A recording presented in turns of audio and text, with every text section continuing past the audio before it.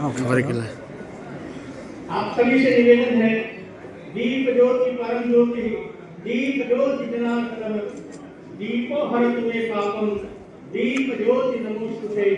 ऐसी स्वस्तिकामी, ऐसी मंगलकामी कामनाओं के साथ मैं श्री परशुराम के चित्र के समक्ष पुष्पार्चन करते हुए, दीप प्रज्वलित करते हुए हमारे जनपद की, हमारी गौरव ये मंजूषा, ये हम सब अपने स्थान से एक बार जोरदार तालियां बजाकर आपका अपनी सहभागिता यहाँ अर्पित करें।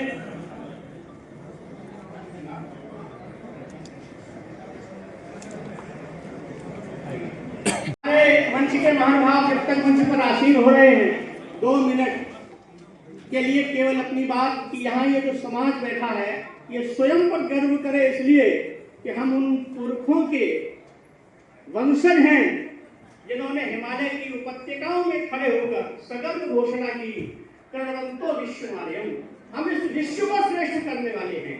हमारी सोच कभी किसी जाति पंथ मत के लिए सिमटी हुई नहीं रही। एक हाथ में कॉपी, एक में कुशा लेकर और उतर पड़े विश्व कल्याण की कामना के साथ, विश्व मंगल कामना के हम हैं मौन पुजारी, स्वयं को पार्श्व में रखकर। ये हम उन ब्राह्मणों के वंशज हैं।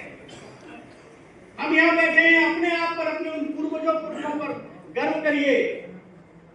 ये इस राष्ट्र को एक सूत्र में बांधने के लिए जब सबकी शिखा खोल देता है तो वो चाणक्य बन जाता है। राष्ट्र को हमेशा आप सबने उत्साहवर्धन किया है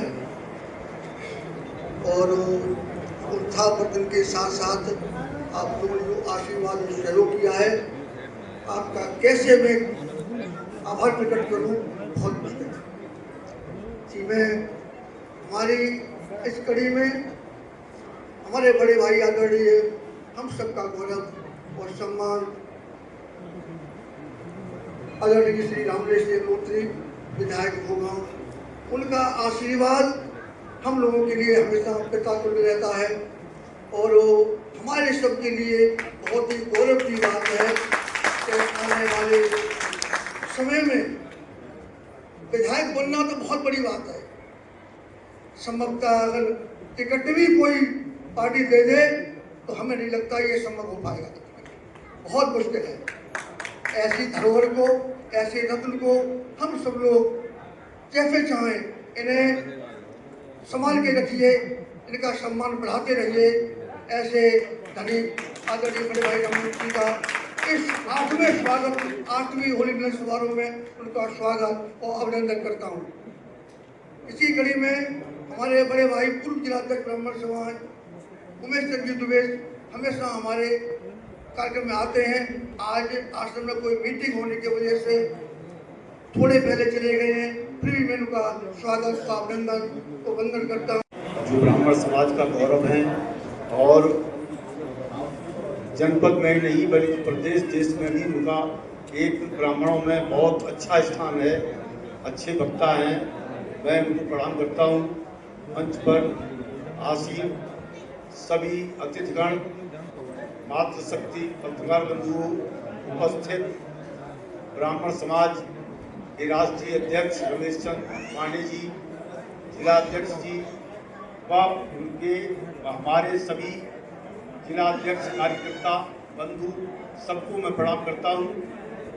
आज इस समारोह में सभी लोग एकत्रित हुए। सबसे बड़ी बात तो यह है कि काफ़ी अच्छी भीड़ दिखाई दी, इसके लिए आप लोगों को धन्यवाद देता हूँ। कि ऐसी ही अगली बार इससे पूरी भीड़ होनी चाहिए। अभी हमारे मुख्य अतिथि जी ने कहा कि लड़कियों की शादी के लिए, गरीब लड़कियों की शादी के लिए हम सब लोग मदद करेंगे। हम आपको आश्वासन देते हैं कि पूरी सर्व ब्राह्मण समाज की समिति रमेश पांडे के संयोजन में जो भी गरीब ब्राह्मण समाज की लड़की होगी उसका नाम सुझाएं और उसकी व्यवस्था पूरी सर्व ब्राह्मण समाज करेगा। और यह सफल समारोह जो आप लोगों के द्वारा हुआ है, इसकी कल्पना भविष्य के लिए मैं कह रहा हूँ कि सभी ब्राह्मण एक दूसरे को और जोड़ें और इतनी बड़ी संख्या करते हैं कि जिससे कि ये मालूम पड़े कि वास्तव में मैनपुरी जिला में ब्राह्मण है। आप सबका आभार, आप सबका धन्यवाद, और खास तौर से रमेश पांडे जी जो इतनी बड़ी मेहनत करके सबको इकट्ठा कर रहे हैं, जो हमारे राष्ट्रीय अध्यक्ष हैं। दिशा देने का काम, वसुधैव कुटुंबकम का नारा दिया।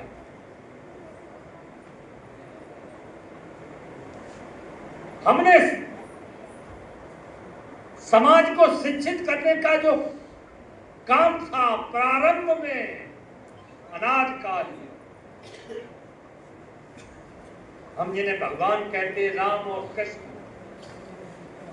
उनको भी शिक्षित करने का काम हमारे ही हमारे समाज के आश्रमों में रहकर उन्होंने शिक्षा प्राप्त की। आज युग बदला, हमको भी बदलने ये नया भारत, ये अर्थ युग है। यहाँ गरीब की कोई कीमत नहीं है। आपको अपने पैरों पर खड़ा होना पड़ेगा। आपको अपना नौकरी, रोजगार, व्यवसाय, काम धंधा, इसकी ओर आगे बढ़े।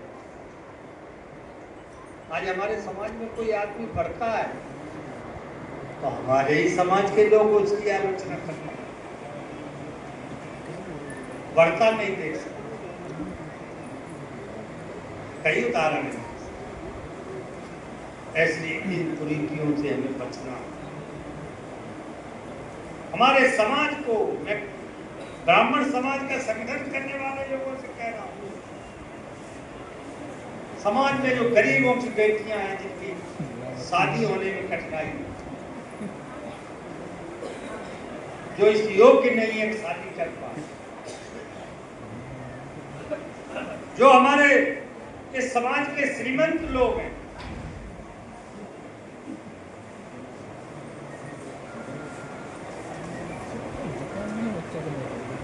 जो संपन्न लोग हैं, उनको साथ लेकर आगे बढ़ाकर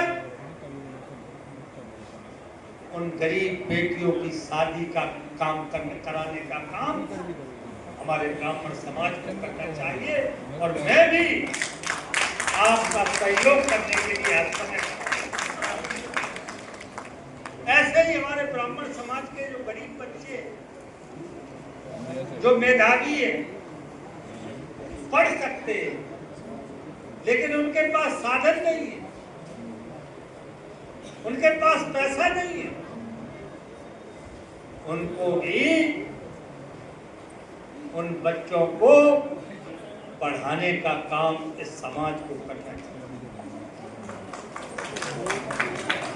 केवल सम्मेलन से काम नहीं चलेगा। हम जो बातें कहते हैं, जो अपना भाषण देते हैं,